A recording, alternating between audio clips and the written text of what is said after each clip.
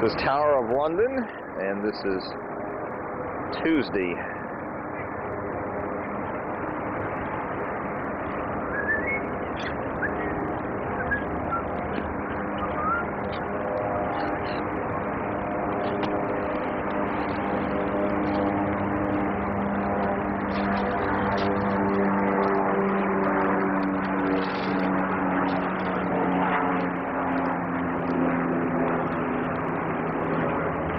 We heard in one of the tours this was a moat at one time, and it was drained.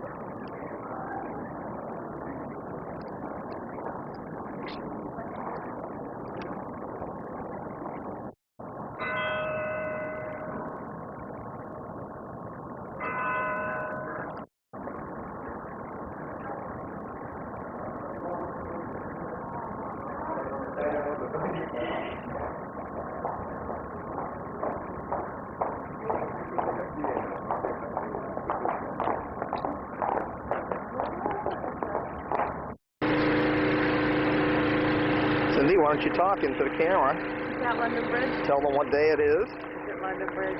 It's London Bridge. What day is it? London Bridge is not falling down, It's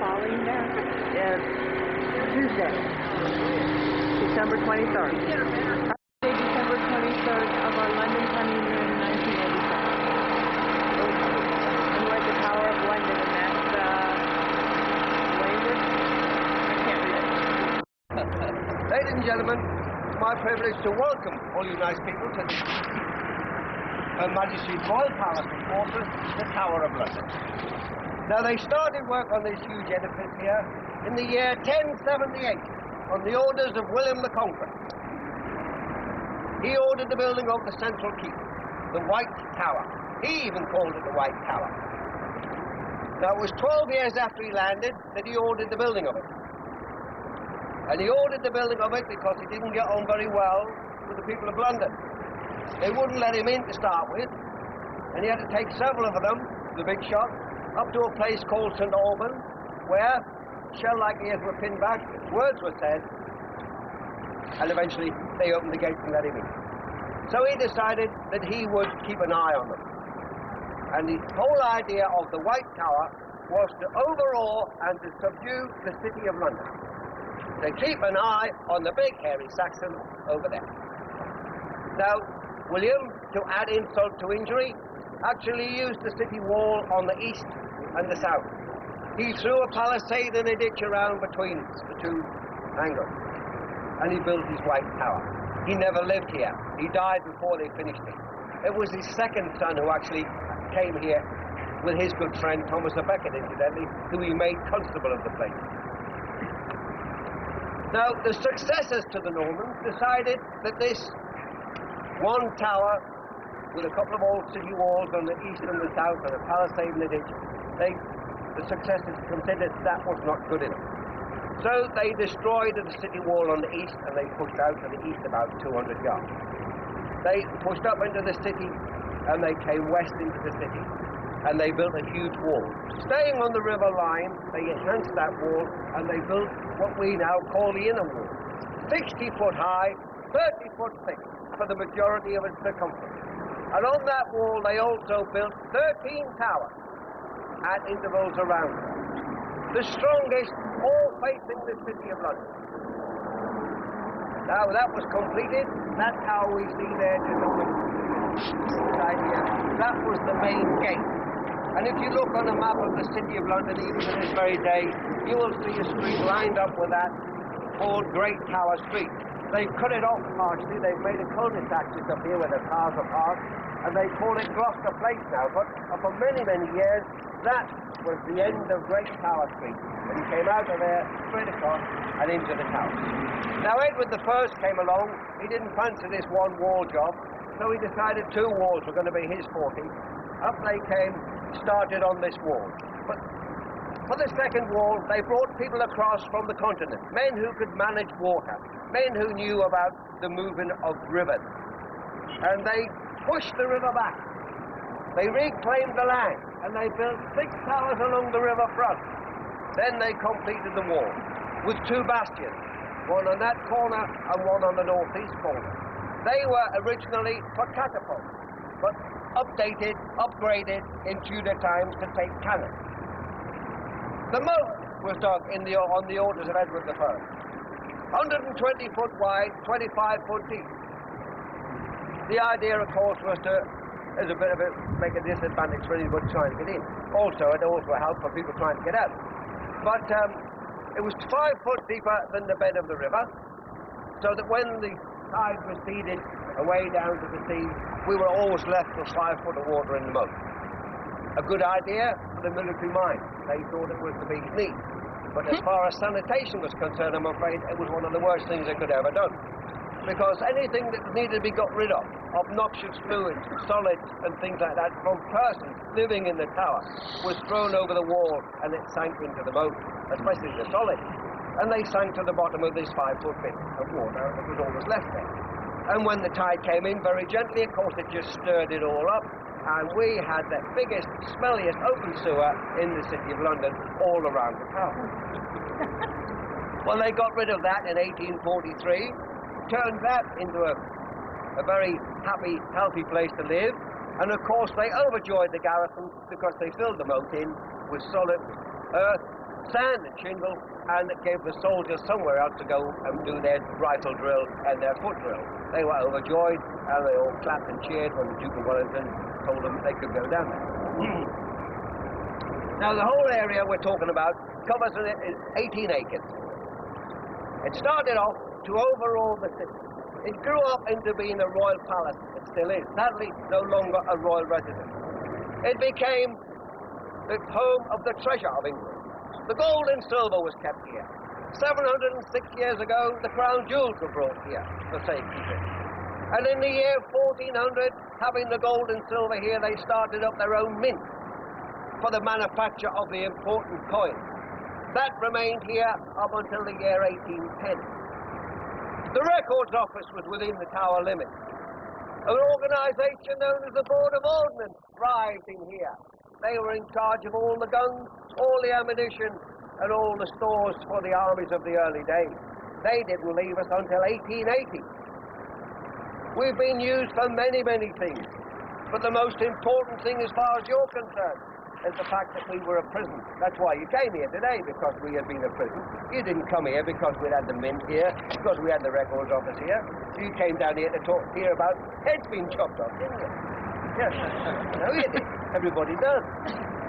Well, here we had prisoners. Important prisoners. Lords, earls, dukes, kings of France, kings of Scotland have spent time here.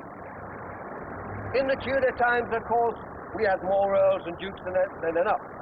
And we also had archbishops, bishops and priests, because they would not, or they could not agree with our Tudor monarchs about their religion and the chopping and changing of their wives. Now, these persons, of course, usually had more money than the monarch. They could raise insurrection against the monarch. They could try and overthrow him in many ways. The bishops and the archbishops, of course, could stand up in the pulpit and try and sway the population against the monarch according to religion. So, brought here to the tower, they were usually questioned very closely. Information was received and written down against them. They were then taken by boat, that being the safest way for them to travel up to Westminster to meet their peers. There, arranged before a court, they were naturally and always found guilty. Then brought back here to await their fate. Again, by river they came. Met by some of my colleagues at the gate a bit further down there. I'll show it to you later. They were taken away and they were spread out amongst all the rooms and towers that we've got available. Don't forget, we've got 13 towers on the inner wall, we've got 6 towers along the riverfront, and we've got a huge keep in the middle. We've also got several houses that were used for prisons. So there they were, incarcerated in a room or maybe in a tower, depending on their rank and influence, just how well did they live. According to the money they spent, they got furniture, they got firewood, and they got extra food. If they didn't spend the money, then they had a hard time there. And eventually a day was set aside for their execution. Now, in the old days, executions were done in public, most of the time. Very few were done within the tower. Murders, suicide, natural causes, yes, in the tower, but never executed. Well, I say never. 5 ladies and 1 man were given the privilege of dying. The other executions took place outside. Now, around the city of London, there were places designated as execution places. There was St. Paul's Churchyard, where they used to take the priests, so that when they had their heads chopped off or they were burned at the stake, they went straight up to heaven without anybody getting in the way. There was Charing Cross, where the railway station now stands. There was a place we now call Marble Arch, which was then called Tyburn Tree. And there was another one called Smithfield, where they have a big butcher's market now. A very apt place for a butcher's market. And on Tower Hill, of course, was the oldest and best known of the execution places. In 1381, they built a huge platform up there for the specific purpose of decapitating people. At one end, of course, there was a beam for hanging ordinary pickpockets and criminals. People like you and I who stole a sheep, a lamb, or a loaf of bread, or somebody's purse. Us common people, we were hung. The highborn, they were allowed the great privilege of putting their head on a wooden block, and a man with an axe, paid for by the government, whoa, took it off. No hanging about for them. Straight up on the hill, head down, boom, off it came. And you know, when they arrived up there to meet this gentleman who was going to part them from their head, they would actually go into their purse and hand him some money, a bribe, for a quick exit. Thank you very much, the executioner would say. Kneel down, sir. Tell me when you want to go. Kneel down, say a prayer, head on the blocks. Throw his arms out. Whoop! Down it came. Hopefully, first blow. Off came head.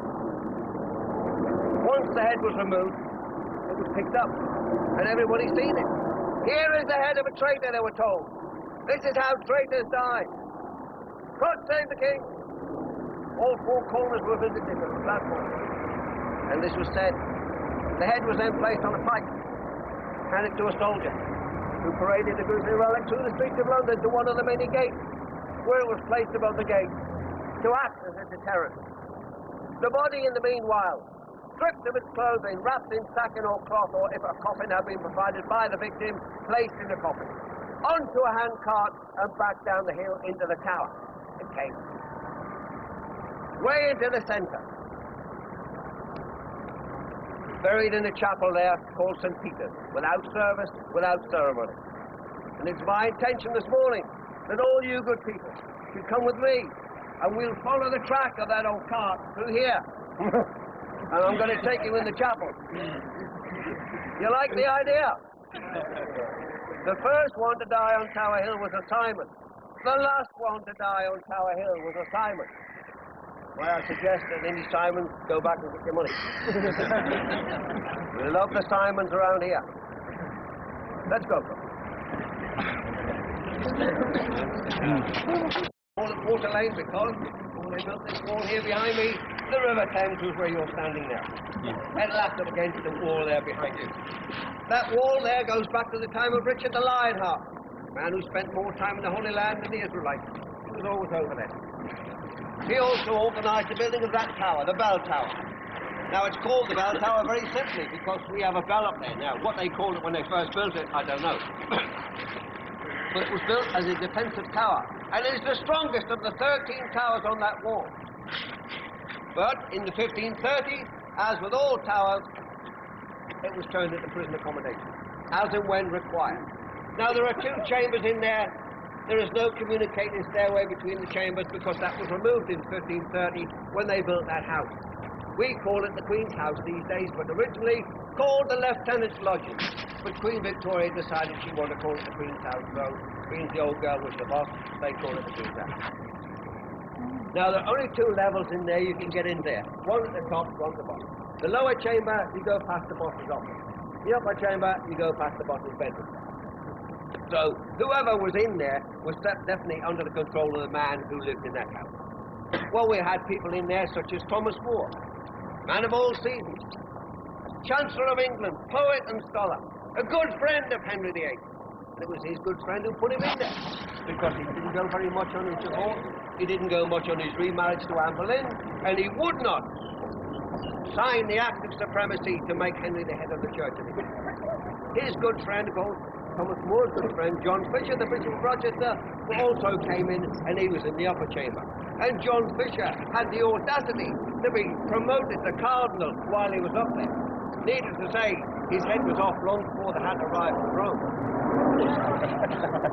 Both the gentlemen died for their beliefs that Henry should not be the head of the church.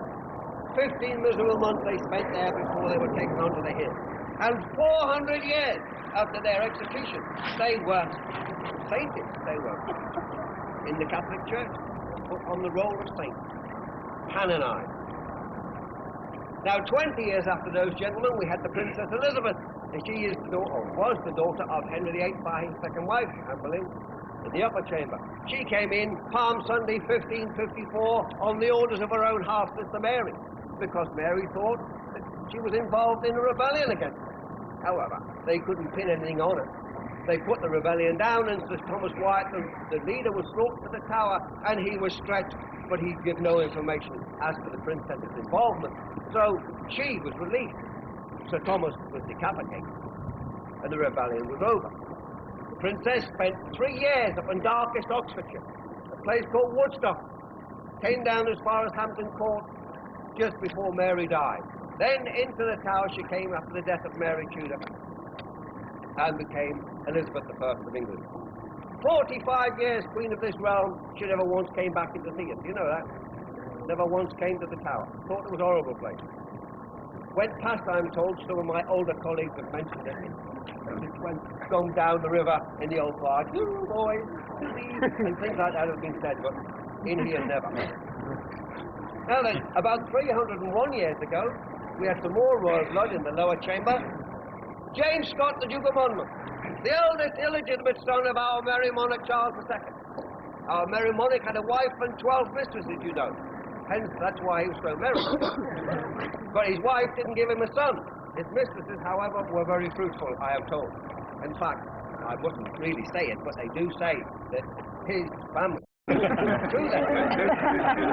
Now, the eldest boy, the Duke of Monmouth, being created by his dad, thought, well, I'm going to get the job when Dad pops off. The Dad popped off in 1685, but the Duke didn't get the job because it was proved that his mother and father were not married in the correct manner. So he was put to one side, and they gave the job to his uncle.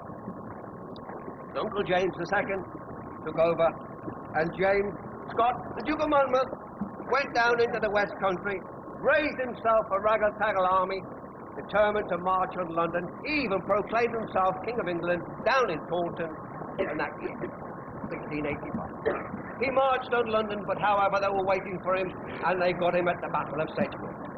He was arrested trying to make a getaway down at Southampton. He was brought up to London, and Uncle Jim said, don't even give him a trial. Tower, head off as quick as you like. So he came with us, and he stayed with us here for 48 hours. Taken on to Tower Hill, he was the centre attraction of the bloodiest, bunglingest execution ever seen out there.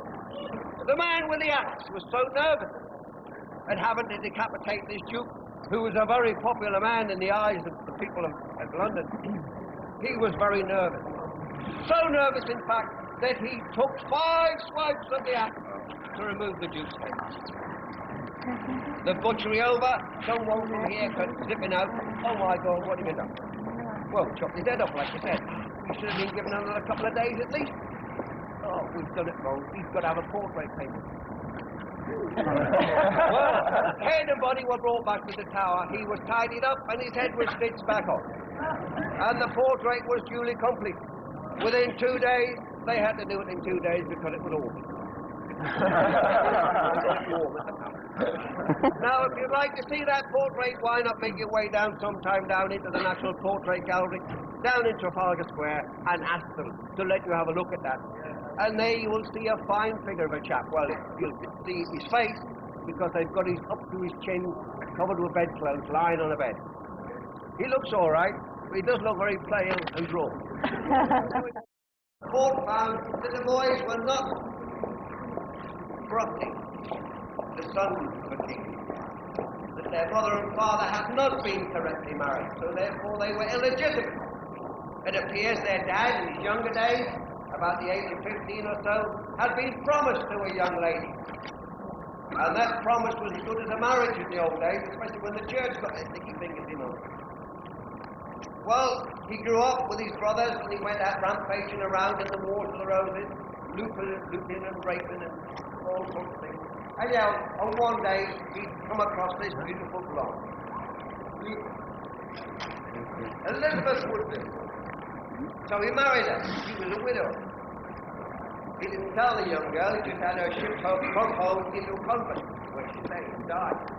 Well, this was all sat chronicled when he became king. Nobody said anything about it, but then his enemies brought it out when he died. So his boys were illegitimate.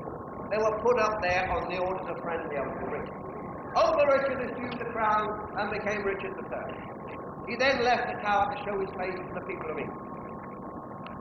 2 days after Oxford, he was approached by the then Duke of Buckingham to inform him that the boys were destroyed and were no longer a threat to you, sir.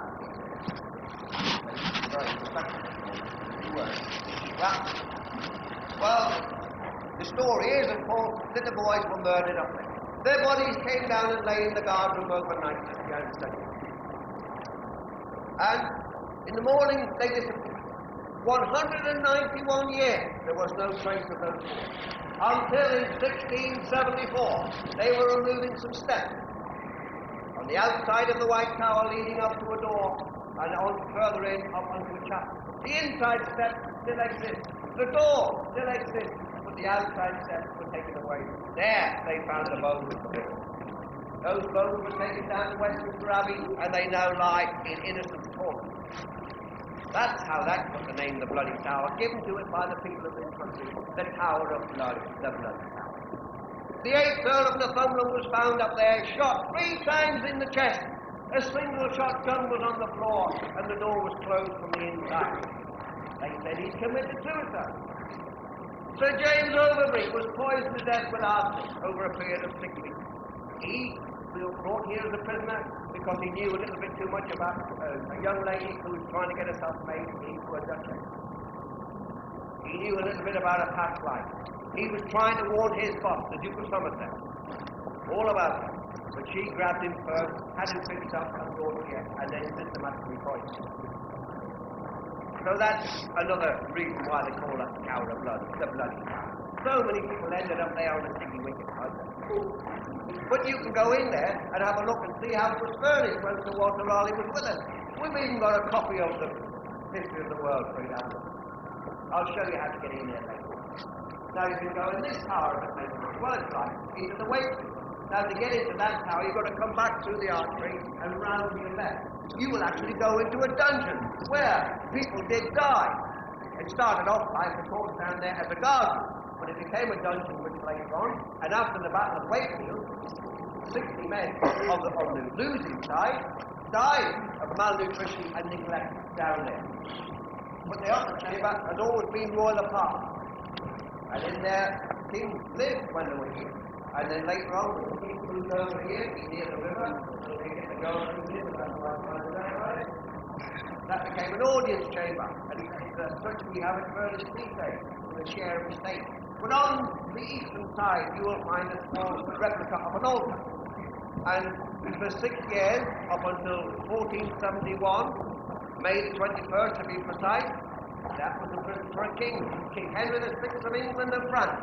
The only man to have the job at the same time, 2 jobs. He died in there while saying his prayer. A piece of steel with a sharp end was stuck into his wrist. Now, to get into it, why not come round the corner and go in? Have a look in the dungeon. Come through into the guard room, where the princes are reputed to have played. And then go up there and have a look where they got the king while it was sleeping. They say his prayer. couple of nice places for you to have a look at. Would you like to make a gap for me now, like the Red Sea did all those years ago? The Conqueror. Everything else was built around it to protect it, that one building. Later on, you're about to go and see down there a piece of the old Roman wall. Then up on the eastern side, you'll see where it's marked out where the Roman wall was. Now that, they started on 1078. The architect was called Gundulf of Beck. He was a priest. They built it 92 foot high. It is almost 4 square in plan. Within it, there are 3 floors and a basement. It has its own chapel, the chapel of St. John the Evangelist, on the centre floor. A very fine example of Norman architecture. The stonework in there was brought across from Caen in Normandy. Now to get into the building, you go round onto the southern side. There you will find a big wooden stairway bringing you up to what they consider to be the original Norman entrance. Now on your way up those wooden stairs, you will come across a very small door, set into the side. From there used to be steps coming out. They were removed in 1674, and that is where they found the bones of the princess. Well, what they consider to be that of the princess. Now the building, as you can see now, those large windows, very modern. 1680, they put them in. Charles II ordered them to be put in so he could get some light into the place, he said. He was sick about stumbling about with a candle. Now, there were always small windows at the top, but nowhere near the size of those there now. If you, on the southern side, if you look up when you're going in, you will see about 6 or 8 of the original windows. It has its own water supply. Down in the basement, you will find the well, which they dug out. And the well is even older than the tower because it goes back to the time of the Romans. And the Normans just cleared it out, dug it a bit deeper, and put their tower on the top of it. And it was in the long, narrow chamber in the basement where the rack used to be, where the instruments of torture were used regularly. And prisoners were kept down there in great misery to be brought forward to confess everything.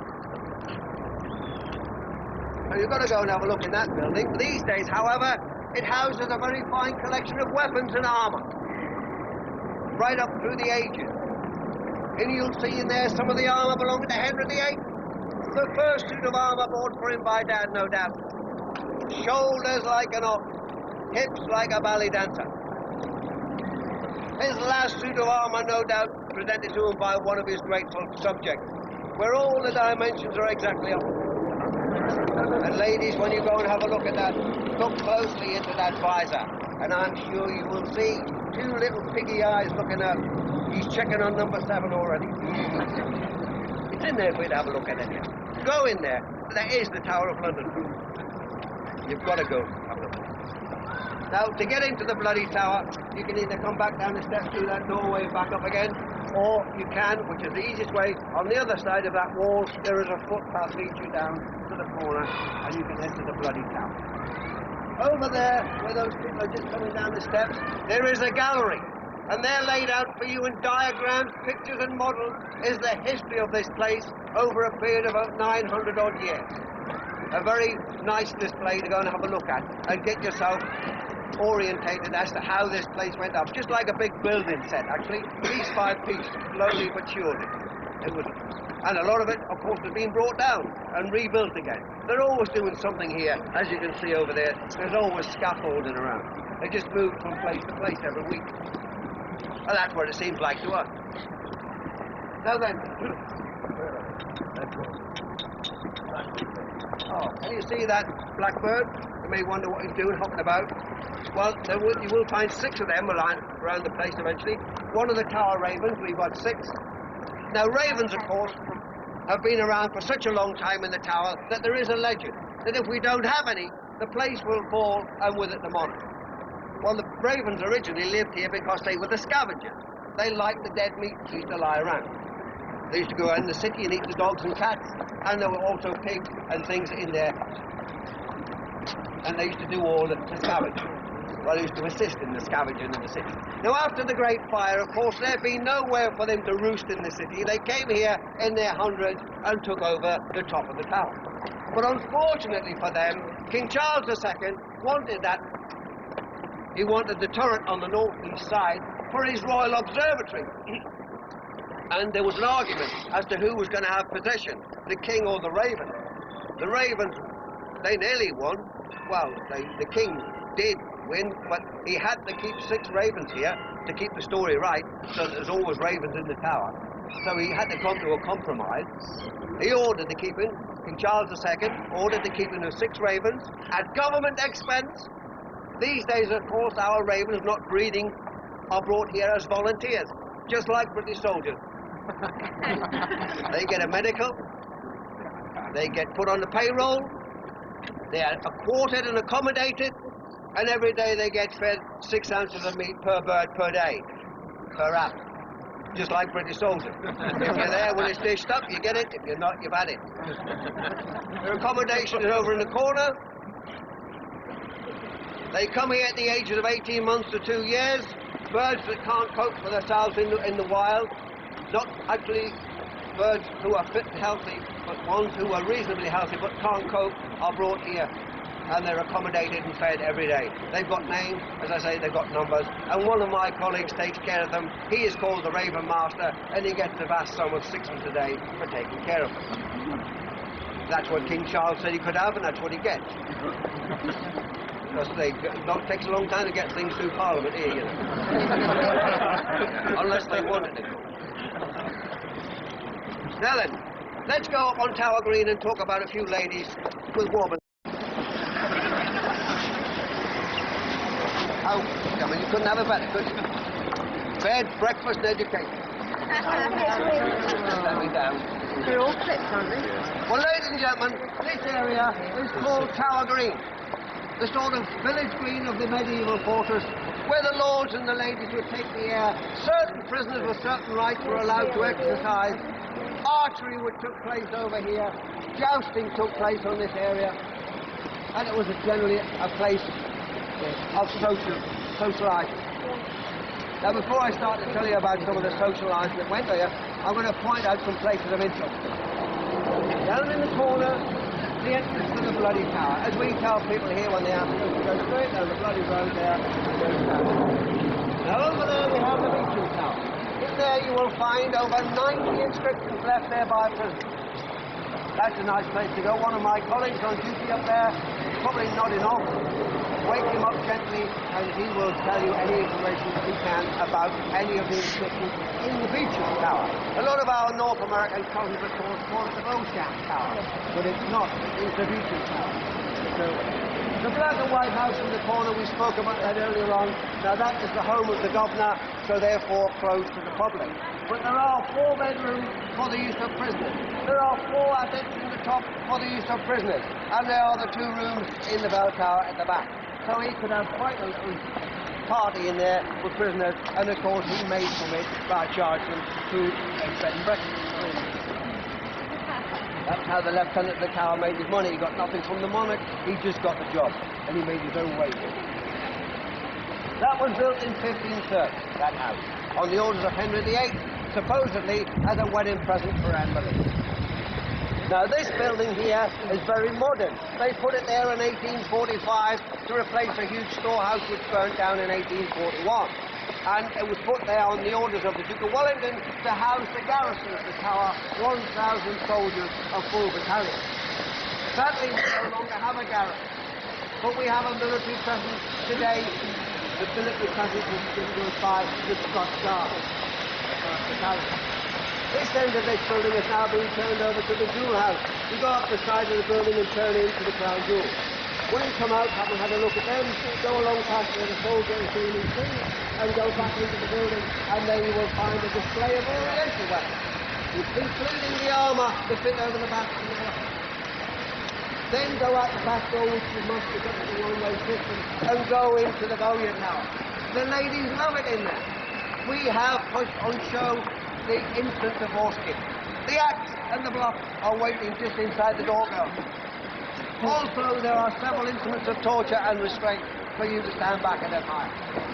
When you come back on this area, you can go down the far side of the White Tower and enter, or if you go a bit further down, you'll find a red brick building where there's a nice show of guns and even tomahawks made here for distribution to the Red Indians of the North America.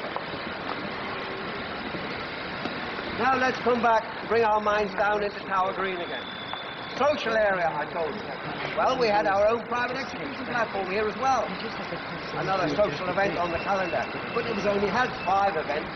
Well, 6, I should say. 5 ladies and 1 man were given the privilege. 5 ladies. First one, Anne Boleyn, arrested at Greenwich, accused of infidelity, witchcraft. Half the male members of her family laid down in the basement of that White Tower, stretched out, giving information against their relatives. She was found guilty and after 18 days died there. However, Anne was afraid of the axe. Did you know that? She was afraid of the axe. Henry, we all know Henry, don't we? All heart, said, no axe, love, no axe, you're going to get the sword. And he brought Monsieur Rombo across from Calais, who, with one stroke of a French double-edged 14-pound in weight sword, zoop, took off the head of a queen. The next execution, of course, should never have happened, because it was an old lady of 70 who had committed no crime whatsoever, other than have a son who had gone and got himself made a cardinal, and who was preaching against Henry on the continent. He, of course, on the continent could not be reached. Henry then took Mum. Viscountess of Salisbury, Margaret Pole, at the age of 70, paid for her son's alleged crimes there. The following year, 2 ladies, same day, within an hour of each other. The first, Catherine Howard, the Queen of England, the 5th wife of Henry VIII. Infidelity. Her lady-in-waiting for assisting in the infidelity. Now, can you imagine the young girl, Catherine, 1920, beautiful girl, married to this horrible old 50-year-old bloke, horrible smelly legs, ulcerated, full of ED. She had to produce a son for him. Well, she got a young man to assist her. Unfortunately, they were caught. His name was Thomas Culpepper, and he was chopped in 4 pieces, by the way. The Queen was given a trial and brought here to die, along with a lady-in-waiting, the Viscountess Rochford, because she had assisted by opening the bedroom door for Thomas Culpepper.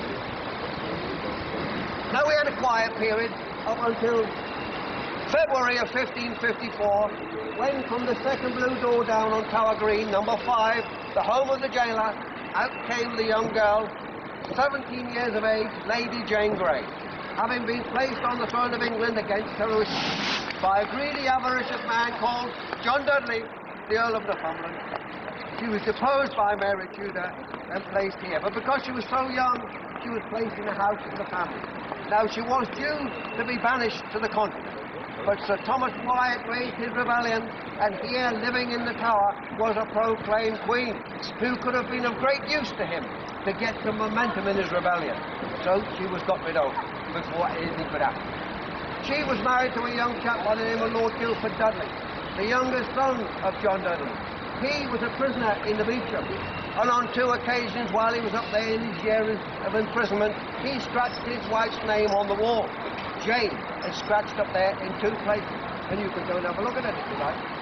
He, of course, went out 1 hour before his wife onto the hill. Executed in public, she saw his mangled remains being brought back up here before she herself came out to join him in that chapel. Then we have one man to consider, Robert Devereux, the Earl of Essex. He was the second favourite of Elizabeth I. He leapt into the big empty heart left by Robert Dudley when he got the sack. He filled the heart with love. He pulled at the heartstrings and went up through the court like a rocket. Gathering enemies behind him, given a job, he was sent across to Ireland. Of all places, there was bother. They were having a go at each other.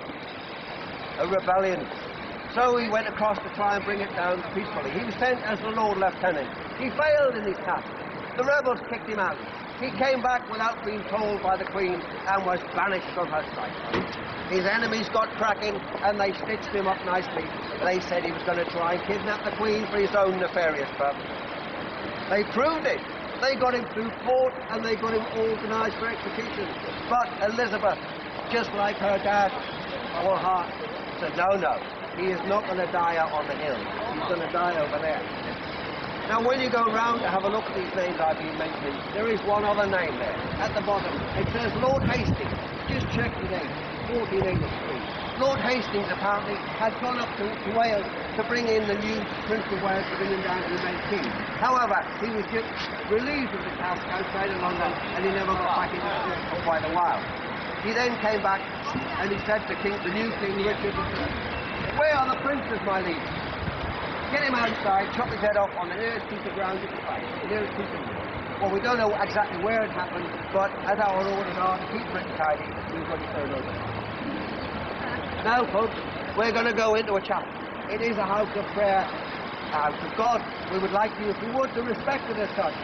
Such as, gentlemen, if you're Christian, remove your headdress. However, if it is your custom to carry on with your headdress at prayer, then please keep it on in a church. There's no problem at all. Now, when you get inside, when you go to the front, fill the seats up. We're going to go down 4 steps, by the way. We're going to turn right and go through a door. Now, ladies, this is where you come in from, because at the base of that door is a wide but shallow step. Now, I will put myself in such a position that if you trip, I will catch you. I can't promise where I'll catch you, but I'll have a go. Now, gentlemen, you're on your own.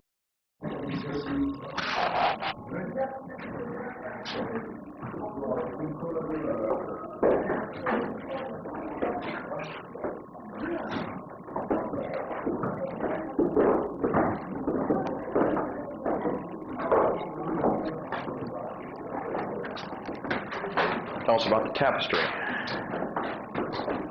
don't know what to tell about the tapestry. This is where Sir Walter Raleigh was held. You don't see any plaque? It's all Sir Walter Raleigh. His bedroom.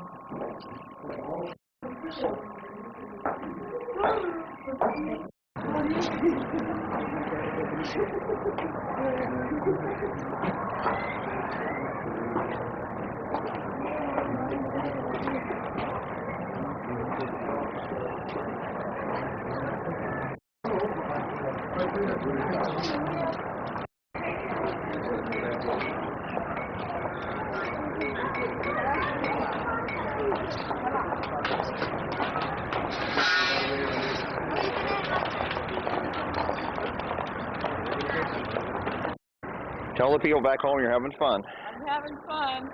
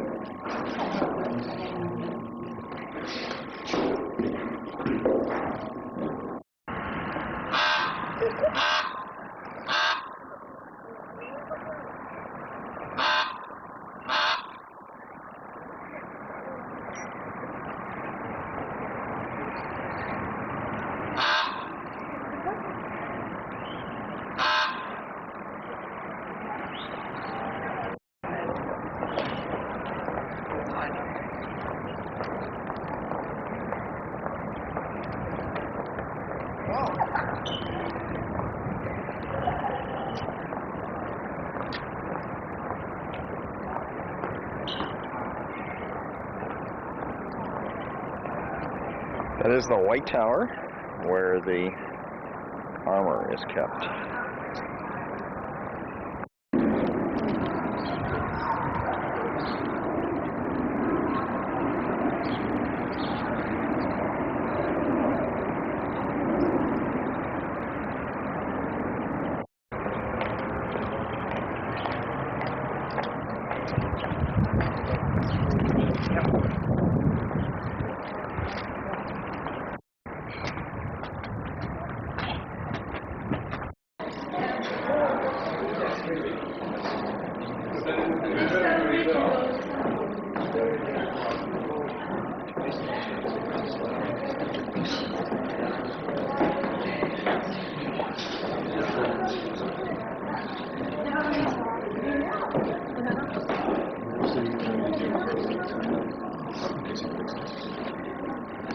Debería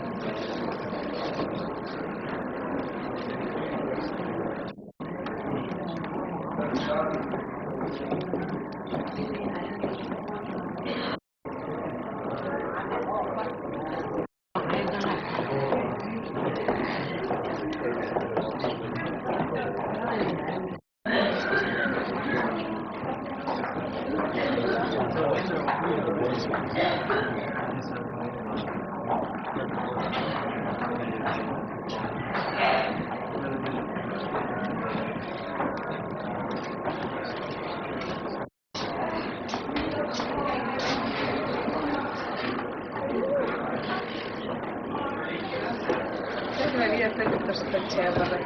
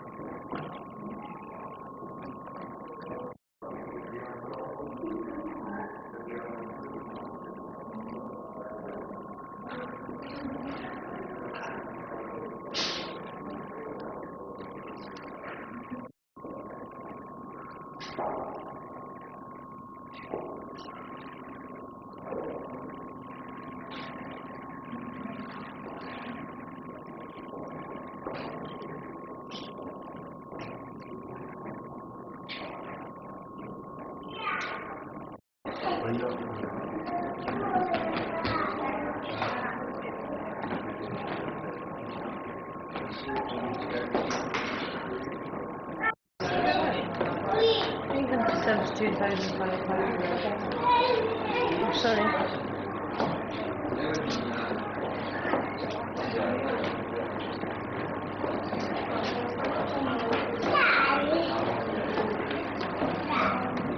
Ti sta facendo niente adesso, non fa la lavatrice,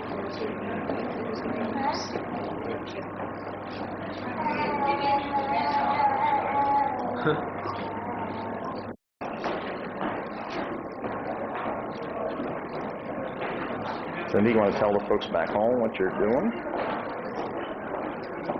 The Tower of London, looking at the armor. And you're having fun. I'm having fun. It's Tuesday, December 23rd, 1986 of my London honeymoon. I just wanted to say this is still the armor at the Tower of London, but this is our London honeymoon, and I want to know what can you do to top this next to your Don't pool? hit my arm.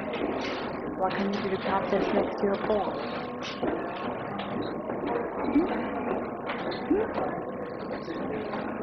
But not right.